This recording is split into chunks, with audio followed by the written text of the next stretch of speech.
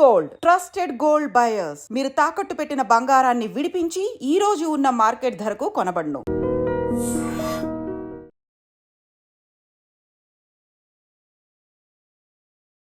Hello everybody, అందరికీ నమస్కారం. Welcome to the special show. నాతో పాటు భూమి ముందుకి రొటేట్ అవుతూ ఉంటే ఈయనకి మాత్రం ఏజ్ వెనక్కి వస్తూ ఉంటుంది. ఇప్పటికే మీరు అందరూ చాలా ఈజీగా గెస్ట్ చేసేసి ఉండొచ్చు. హీఈస్ నన్ అదర్ దాన్ మన బ్రహ్మాజీ గారు, వన్ ఆఫ్ ది డియరెస్ట్ అజాత శత్రు ఆఫ్ టాలీవుడ్ అని ఇంట్రడ్యూస్ చేయొచ్చు. సార్ నమస్తే. నమస్తే. ఎందుకు సార్ నవ్వుతున్నారు? చాలా ఎంబ్రాసింగ్ ఫీల్ అవుతున్నాను. ఎందుకు అట్లాగా? అంత పొగుడుతుంటే అన్ని నిజాలే కదండి. తట్టుకోలేకపోయాను. కానీ నిజంగా I wanted to ask you this అండి. అందరూ చాలా గ్రేస్ఫుల్గా ఏజ్ అవుతుంటే మీరు చాలా గ్రేస్ఫుల్గా రీఏజ్ ఎలా అవుతున్నారు చెప్పరా ప్లీజ్. దిస్ ఇస్ ఈ ఇంటర్వ్యూ 8 ఇంటర్వ్యూలు ఇచ్చుంటాను. 8 ఇంటర్వ్యూలు ఇదే ఫస్ట్ క్వశ్చన్. అంటే ఇది జగమెరిగిన సత్యం కదా, ఎవరికి వాళ్ళు తెలుసుకోవాలి అని అందరూ తెలిసిందే, వదిలేండి ఇంకేముంది. ఏం తెలుసు సార్, ఆన్సర్ చెప్పలేదు కదా. అందరికీ తెలిసిందే ఏముంది. మీరు చెప్పండి సార్, నేను తెలుసుకోవాలనుకున్నా, నాకు తెలీదు, మీరు చెప్తే. ఏమై ఉంటుంది మీరు చెప్పండి పోనీ. యూజువల్గా ఈ క్వశ్చన్ అడిగాం అనుకోండి సార్, ఎవరన్నా ఏం చెప్తారో తెలుసా? చాలా కెమెరా ఫ్రెండ్లీగా కంటెంట్మెంట్, సంతోషం, లోపల నుంచి చేసే పని పట్ల ఆనందం, ఇట్లాంటివి కాదు సార్. నిజం చెప్పండి. ఇప్పుడు మీరు చెప్పండి సార్ ఒక ఫుల్ అయిన ఆన్సర్. ఫుల్ అయిన ఆన్సర్ అంటే డైలీ మందు తాగండి, యంగ్గా ఉంటారు. నాన్ వెజ్ తినండి, దొబ్బి తినండి, బాగుంటుంది. డైలీ బిర్యానీ తినండి, మంచి హెల్తీగా ఉంటుంది. కక్క మొక్క రోజు ఉంటే హ్యాపీగా. మంచి తెలుగు సినిమాలు రోజు కూడా చూడండి, రిలీజ్ అయిన ప్రతి సినిమా చూడండి, హ్యాపీగా ఫిట్గా ఆనందంగా ఉంటారు. ఇంతకన్నా కావాల్సిందే ఉంది మనకి. అందులోంచి ఒక 100 అర్థాలు ఎత్తుక్కోవచ్చు అన్నది మాత్రం నాకు అర్థమైంది. ఉన్న స్ట్రైట్గా చెప్పారు, శుభ్రంగా తినండి. సో మినిమం ఒక 3 to 4 hours, ఒక 5 hours అన్న వర్కౌట్ చేస్తారా సార్ మీరు?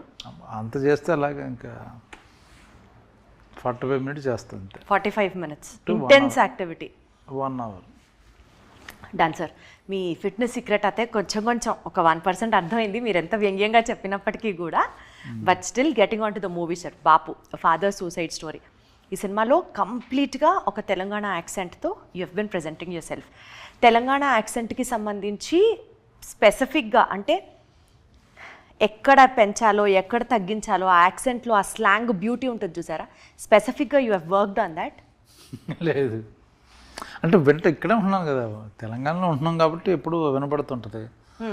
అందరితో మాట్లాడుతుంటాం కదా, జనరల్గా తెలంగాణలో ఉంటున్నాం, తెలంగాణ వాళ్ళతో మాట్లాడుతుంటాం కాబట్టి ఆటోమేటిక్గా తెలియకుండా లోపలకి వెళ్ళింది తెలుసు. ఒక విలేజ్ ఇంటీరియర్ అంటే కొంచెం జాగ్రత్తగా విని ప్రాక్టీస్ చేసి చేయడం, జాగ్రత్త తీసుకున్నాం అంతే.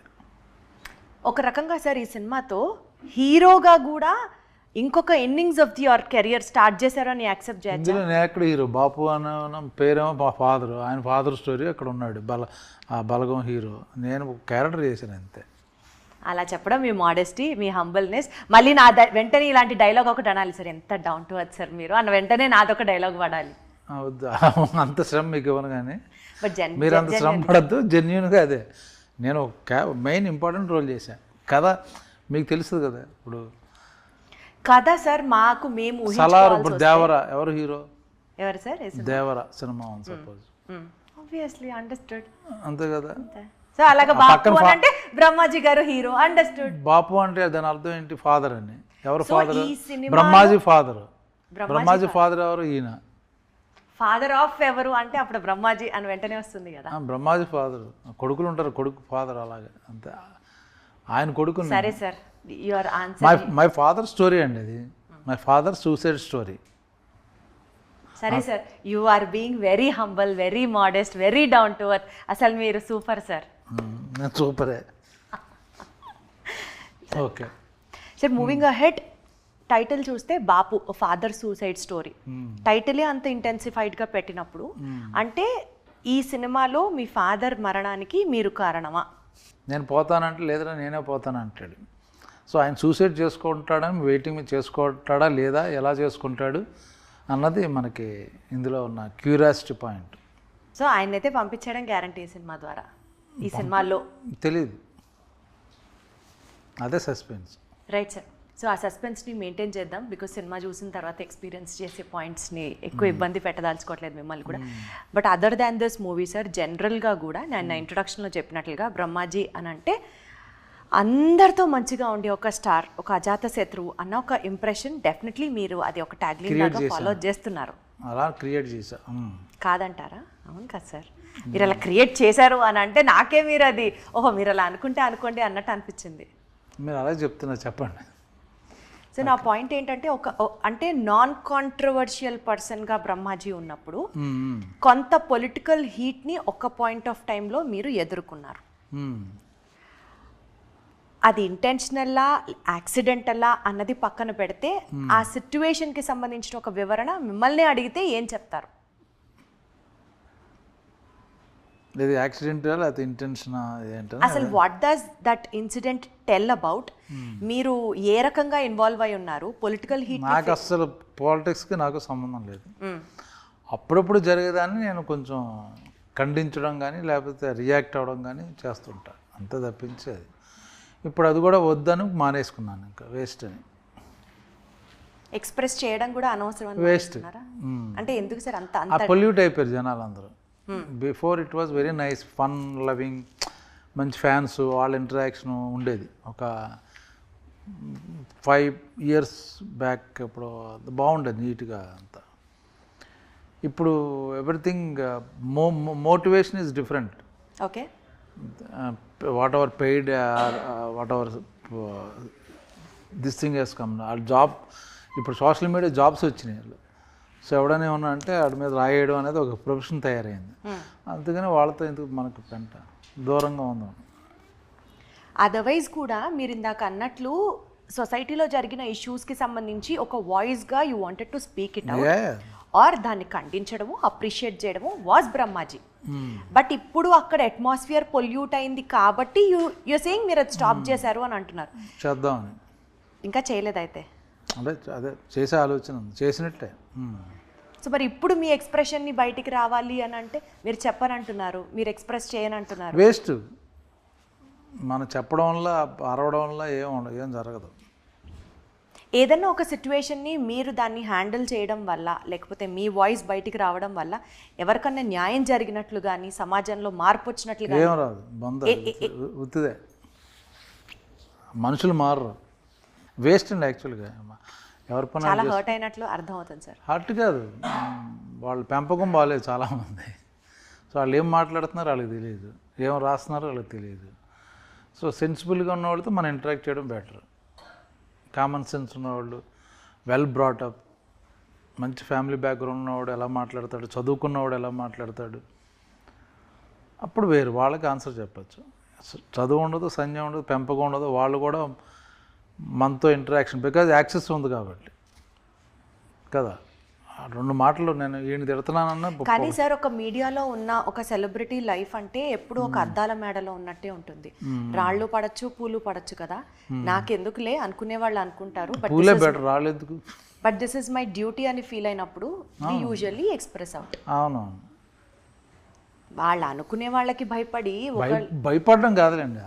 అది ఏమంటే కొందరు చూస్తే అసహ్యం ఉంది తప్పించి భయపడడం కాదు. మేబీ ఫైట్ నేను పలానా దానికి ఇష్యూ మీద రియాక్ట్ అయితే చాలామంది హెల్ప్ అవుద్దంటే ఐఎమ్ రెడీ ఎనీ టైం. ఎవరికో భయపడి కాదు. బట్ అదర్వైజ్ ఆల్సో మీరు అన్నట్లు ఆ సెన్సిబుల్గా మీరు మాట్లాడే మాటలు కానీ మీరు రియాక్ట్ అయ్యే అంశాలు కానీ ఓవరాల్గా జనరల్గా మాట్లాడితే కూడా you have that tinge of social responsibility అనిపిస్తుంది. So you have to vent it out కదా, you have to stand for people కదా అన్నది ఉంది ఒక పాయింట్. అవును, యాక్చువల్గా నిజమే మీరు చెప్పింది. మీన్స్ సైలెంట్ కూడా అది నేరం, బీయింగ్ సైలెంట్ అన్నది. బట్ ఇప్పుడు అంటే వాటి యొక్క పొల్యూట్ అయిపోయింది. మనం నిజంగా హెల్ప్ చేసినా మళ్ళీ నెగిటివ్ వస్తుంది. నేను కాదు, ఎవరికైనా హెల్ప్ చేస్తే అరే నాకెందుకు చేయలేదురా, మాకెందుకు చేయరా, ఇలాగా రకరకాల ఎందుకు, అదేదో మనం చేసేది కాముగా చేసుకుంటూ పోతే బెటర్ అని ఫీలింగ్ ఉంది అంతే. బట్ అదర్వైజ్ ఆల్సో సార్ మీరు చాలా మీ పని మీరు చేసుకుంటూ వెళ్ళడం కాకుండా ఎవరికైనా హెల్ప్ చేస్తూ అలాంటి సోషల్ యాక్టివిటీస్ చేస్తూ ఉంటారా? ఏం చేస్తారు తెలుసుకోవచ్చా? అంటే కుడి చేతికి చేసేది ఎడం చేతికి కూడా తెలియకూడదు అంటారు, అంతే. బట్ స్టిల్ మిమ్మల్ని చూసి ఇన్స్పైర్ అయ్యే వాళ్ళకి ఇది చాలా హెల్ప్ అవుతుంది. అంటే అలా కాదు, ఇప్పుడు నాకు యానిమల్ డాగ్ లవర్ని, సో డాగ్స్ నేను చాలా ఫుడ్ పెడుతుంటాను బయట. అక్కడ పలానా ఏరియాలో మేము అంతకుముందు పాతింట్లో ఉండేవాళ్ళు, అక్కడ డాగ్స్ మేము భోజనం పెట్టేవాడిని. అక్కడి నుంచి వచ్చేసరికి వాళ్ళకి ఆ డాగ్స్ ఎవరు పట్టించుకోరు కాబట్టి నేను వేరే మనిషిని పెట్టి వాళ్ళకి డబ్బులు ఇచ్చి ఆ ఫుడ్ పెట్టేస్తుంటాను అలాగా. So I take care of animals and all that. So you have a very caring heart and you are definitely a sensible person whom which many people fail to realize at times. That doesn't bother, doesn't matter to me. Got it, sir. ఇండస్ట్రీలో మహేష్ బాబు గారు కానీ, junior NTR గారు కానీ, ప్రభాస్ గారు కానీ బ్రహ్మాజీ అన్న వెంటనే మా మనిషి అన్నట్లుగా they keep complimenting you and చాలా ఎఫెక్షనేట్గా మాట్లాడుతూ ఉంటారు at times during interviews, press notes or it situations. అందరినీ అలాగ మంచి నోట్తో ఎలా నడిపిస్తారు? అంటే ఒక్కసారి స్వీట్గా ఉండొచ్చు, 2 సార్లు స్వీట్గా ఉండొచ్చు, basically you are such a sweet soul అన్నట్లుగా ఎలా how do you take care of yourself అని నాకు ఎప్పుడూ అనిపిస్తూ ఉంటుంది. ఏమండి, వాళ్ళు మంచోళ్ళు కాబట్టి బేసిక్గా మనకు రెస్పెక్ట్ ఇస్తారు. అది వాళ్ళ గొప్పతనం. మన గురించి మాట్లాడడం, మనల్ని దగ్గర చేర్చడం అనేది వాళ్ళ గొప్పతనం, నాట్ మై క్రెడిట్. అంతే, అర్థమైంది కదా మీకు? అదేలేండి సార్, మోడెస్టీకి డిగ్నిటీకి ఒక బ్రాండ్ అంబాసిడర్ లాగా very answer is so diplomatic and yet మళ్ళీ ఇట్ ఈస్ వెరీ సెన్సిబుల్, అంతే. సార్, పాన్ ఇండియా సినిమాలు ఇంతలాగా జరుగుతున్న నేపథ్యంలో మీరు పాన్ ఇండియా సినిమాలు ఎందుకు ఎక్కువ చేయట్లేదు సార్ అని అంటే ఒప్పుకుంటారా? నేను చేయట్లే, అన్ని నీ చేశాను. నంబర్ ఆఫ్ సినిమాస్ చేస్తున్నారు మీరు, పాన్ ఇండియా మార్కెట్ అంత విస్తరంగా మీరు కూడా చేస్తున్నారా సార్? పాన్ ఇండియా పుష్ప 2 ఏంటి, పుష్ప 1 ఏంటి, సలార్ ఏంటి, పాన్ ఇండియా కదా. అంటే ఈక్వల్ గా మీరు మహేష్ బాబు సినిమాలు పాన్ ఇండియా కదా, సపరేట్ చేయక్కర్లా. ఆయన చేస్తే పాన్ ఇండియా 10 చోట చూస్తారు. So that's how you say. Tarak సినిమాలు చేస్తున్నారు, సెపరేట్ పాన్ ఇండియా బ్రాండ్ రాయాలేంటి? కానీ సార్, ఈ క్వశ్చన్ నేను ఎందుకు అడిగానంటే, ఒకప్పుడు బ్రహ్మాజీ గారు అంటే చాలా బడ్జెట్ ఫ్రెండ్లీలో అందరికీ అందుబాటులో ఉన్నారు, ఇప్పుడు అసలు ఆయన ఓ రేంజ్లో మార్కెట్ పెంచేశారు అని ఒక టాక్. దానికి ఏం చెప్తారు? నిజమా? నాకు చాలా హ్యాపీ ఫీల్ అవుతుంది. సంయుక్త మీనన్ గారు ఒక ట్వీట్ చేశారు విరూపాక్ష సినిమా టైంలో, ఒక పోస్ట్ చేశారు, ask me a question I will answer అని. అంటే మీరు reverse golden leg, platinum leg of the industry, అసలు ఏం చేసినా సూపర్ సక్సెస్ అది ఇది అని. ఆ టైంలో ఫ్యాన్స్ మిమ్మల్ని కొంచెం ర్యాక్ చేశారు, అంటే అన్న మీరు కూడా సోపేస్తున్నారా హీరోయిన్కి అని. ఆ కాన్వర్సేషన్ గుర్తుందా మీకు? ఏదో గుర్తులేదు, బట్ ఏదో అన్నాను, అదే కరెక్ట్గా గుర్తులేదు. అంటే అదే చెప్తున్నాను చూడండి సార్, మీరు జెన్యున్గా ఫ్రెండ్లీగా ఒక కాన్వర్సేషన్ స్టార్ట్ చేస్తారు, దాన్ని మళ్ళీ అమ్మాయికి కూడా తెలుసు. అలా అనిపించినప్పుడు ఎలా రియాక్ట్ అవుతారు మీరు? పట్టించుకోండి, సరదాగా వాళ్ళు కూడా సరదాగా 100% సరదాగే. అందుకనే నేను ర్యాక్ చేస్తున్నాను. అవన్నీ rag always I appreciate. You enjoy that. అలా సరదాగా ఉండాలి, అంతేగాని ఇప్పుడు ట్విట్టర్లో కానీ సోషల్ మీడియాలో అలా సరదాగా అది ఓకే, ఫైన్. బాపు ఈ సినిమాలో సార్ స్పెసిఫిక్గా ఒక విలేజ్ బ్యాక్డ్రాప్తో, అంటే ఒక రైతు స్టోరీ, ఒక రైతుకి కష్టం వచ్చినప్పుడు, ఫినాన్షియల్ బర్డన్స్ ఉన్నప్పుడు సూసైడ్ చేసుకుంటారా, ఈ ఓవరాల్ స్ట్రెచ్లో కనుక మూవీ వెళ్తే మీకు పర్సనల్గా వ్యవసాయంకి సంబంధించి కానీ, రైతుకి సంబంధించి కానీ మీకున్న ఒక డెఫినెట్లీ ఎవరికైనా సరే ఒక పాజిటివ్ ఒపీనియన్ ఉంటుంది. సో మీరు మీ ఎక్స్ప్రెషన్ని, ఆ థ్యాంక్ఫుల్నెస్ని చెప్పాలి అని అంటే ఏం చెప్తారు? మీరు అసలు ఎప్పుడైనా వ్యవసాయం చేశారా? అంటే మా అమ్మమ్మ గారి ఊర్లో అంతా మా మామయ్యలు అందరూ వ్యవసాయం చేసేవాళ్ళే, మా తాతగారు వాళ్ళందరూ. సో వ్యవసాయం గురించి తెలుసు నాకు. సో వ్యవసాయం చేసి దానికి ఇన్కమ్ సరిగ్గా రాకపోతే చాలా గుండె తరిగిపోతుంటుంది అన్నమాట. ఎందుకంటే ఇప్పుడు చాలామంది హైదరాబాద్లో వాచ్మెన్ ఫ్యామిలీస్ అందరూ వ్యవసాయం దెబ్బతిని ఇక్కడ మన వాచ్మెన్లుగా వస్తున్నారు హైదరాబాద్కి. ఆంధ్రాలో 1 ఎకరం కానీ 2 ఎకరాలు ఉండి వాళ్ళు అది సరిగ్గా పండించుకోలేక, like whatever problems I don't know, వదిలేసి పాపం పిల్లలతో, చిన్నపిల్లలతో మనం కరెక్ట్గా వాచ్మెన్ రూముల్లో ఉంటున్నారు వాళ్ళందరూ. 90% వాళ్ళే రైతులే. అది చూస్తే నాకు గుండె తరిగిపోతాం. అక్కడ ఒక respectable 2 acres or 1 acre owner ఇక్కడికి వచ్చి పని చేసుకోవడం, పిల్లలు చదివించడం, అది చాలా బాధగా ఉంటుంది అన్నమాట. అది ఇన్ఫ్యాక్ట్ సార్ ఇంత సెన్సిబుల్గా మీరు ఫీల్ అయినప్పుడు వ్యవసాయానికి సంబంధించి ప్రభుత్వం ఈ మార్పులు అందిస్తే బాగుంటుంది. చేస్తున్నారు చాలా చోట్ల అన్ని గవర్నమెంట్లు దే గివింగ్ లోన్స్ కానీ లేకపోతే పవర్ వాటర్ కానీ చాలా బెటర్ ఇప్పుడు. బట్ సమ్టైమ్స్ కొన్ని తప్పదు. ఇప్పుడు వరదలు వచ్చి వర్షాలు వచ్చి అన్నీ పోతాయి. అప్పుడు ఎవరు ఏం చేయలేరు కదా. ఈ స్టోరీ ఖచ్చితంగా టైటిల్ని చూస్తే బాపు ఫాదర్ సూసైడ్ స్టోరీ అన్న వెంటనే ఇది ఒక ఎమోషనల్ బ్యాక్డ్రాప్తో నడుస్తున్న సినిమా అని అయితే అనిపిస్తుంది. కాదు, ప్రాబ్లం రియల్గా ఉంటుంది. అక్కడి నుంచి ఏంటన్నది ఇంకా ఫన్ మోడ్లో వెళ్తుంటుంది. అంటే ఒక little dark comedy. It's not a comedy movie. There is a suspense, there is emotion, there is a fun, అలాగ ఉంటుంది. అంటే ఆడియన్స్ పాయింట్ ఆఫ్ వ్యూలో ఈ సినిమా చూసిన తర్వాత ఒక టేక్అవే పాయింట్ ఏముంటుంది సరే సినిమాలో అంటే ఏం చెప్తారు? బ్రహ్మాజీ కొత్త గెటప్. ఈ సినిమాలో మీది కొత్త గెటప్ ఇన్ ద సెన్స్ ఎలా? ఫాదర్ క్యారెక్టర్ ఇప్పుడు చేయలేదు, నేను మిస్ చేశాను. ఇప్పుడు విలేజ్ మంచి పాటలు బాగున్నాయి, డైలాగ్స్ బాగున్నాయి, ఫన్ బాగుంటుంది. మీరు మంచి సినిమా చూసాను ఫీలింగ్ వస్తుంది బయటకు వచ్చేసరికి. ఒక ఫీల్ గుడ్ మూవీ అన్నది ఆడియన్స్ ఫీల్ అవుతారు అని అంటున్నారు. సరే, ఇప్పుడు ఇండస్ట్రీలో యాక్టర్స్ వేరే ఫీల్డ్స్ నుంచి వేరే లాంగ్వేజెస్ నుంచి ఇంపోర్ట్ చేసుకొని ఇక్కడికి తీసుకురావడం, ఇక్కడ వాళ్ళకి ఆపర్చునిటీ చాలా తగ్గుతుంది అంటూ కొంతమంది మాట్లాడడం, దీన్ని ఒక ప్రాబ్లంగా చూస్తే మీరు ఎలా ఫీల్ అవుతారు? ఒక రకంగా చూస్తే టాలెంట్కి there is no language difference, ఎక్కడి నుంచైనా ఎవరైనా సరే వాళ్ళు చేస్తారు.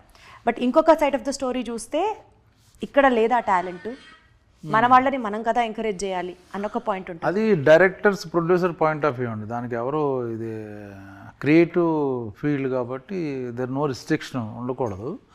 కాకపోతే ఏంటంటే ఇప్పుడు సుకుమార్ గారు కొందరు ఉన్నారు డైరెక్టర్లు. సుకుమార్ గారు లేకపోతే ఆయన సినిమాల్లో 90% తెలుగు వాళ్ళు ఉంటారు, లోకల్ ఆర్టిస్ట్, టాలెంటెడ్ యాక్టర్స్. అలాగే కొందరు డైరెక్టర్లు ఉన్నారు.